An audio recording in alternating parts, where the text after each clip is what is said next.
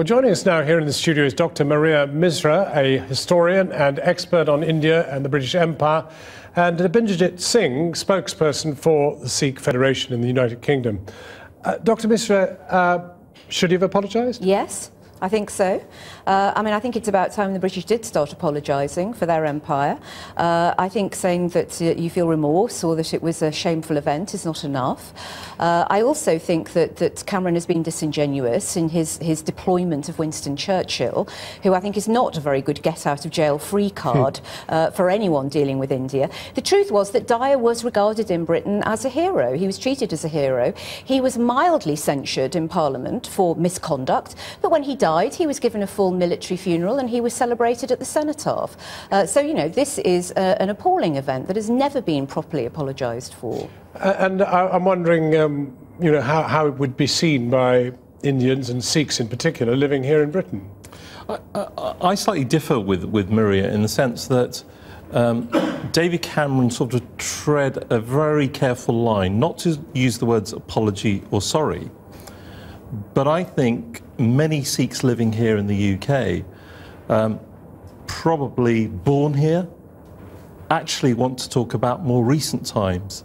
And we were quite surprised that he didn't refer to the more recent massacre in the Golden Temple in 1984, when tanks and artillery were used to kill pilgrims by the Indian government. Well, then, of course, he would have been in some difficulty with trying to sell jets to the Indian government. That's right. But I think, given the way he was ambushed by Manmohan Singh in the press conference, I think sometimes, if you want to be honest, then you should be honest about the full history of India and the Sikhs.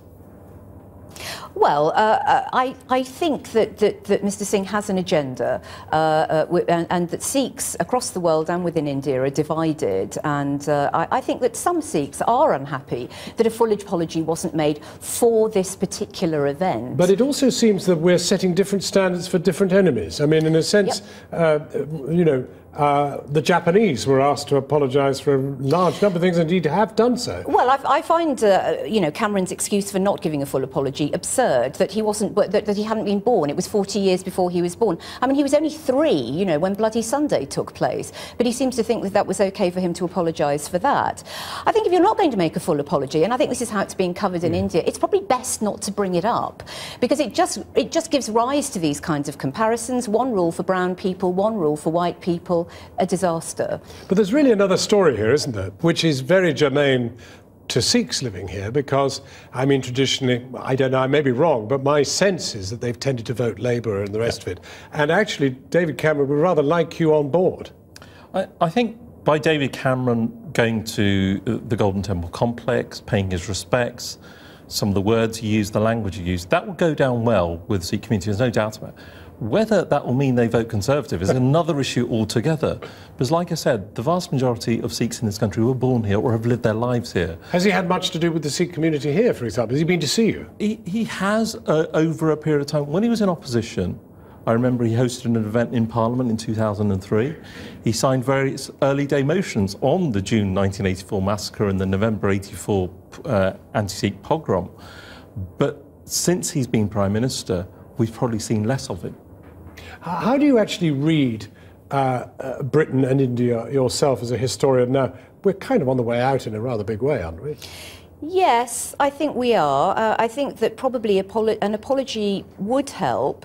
I mean, it's not just the Amritsar massacre. I think that Indians are sensitive to the way that the empire still plays in British history. Yeah, but you see, I'm just thinking in modern times, I mean, the very fact that we didn't manage to get them to buy these jets is a kind of big nail in the coffin, isn't it? Well, because in the old days, they'd have bought them straight off. They bought all those Hawk trainers and the rest of it. Yeah. So traditionally, you'd expect our, you know, once imperial subjects to be buying. Well, I'm not sure that you would expect them to do that. There's always been a strong strain of economic nationalism in India, and I think in some senses they probably take a certain amount of French. They take a certain amount of pleasure in not buying British. I think that's right. But I think that underpinning the problem with Cameron is that he's speaking with a forked tongue here. You know, that he's almost apologising on the one hand, and yet he wants to make something of the colonial heritage on the other. On the other hand, of course, we have this immigration policy which very, very much affects Indian students coming here. And Indians are very aware of that, and they don't like it. Well, Dr. Misra and Dabinderjit Singh, thank you very much indeed for talking to us.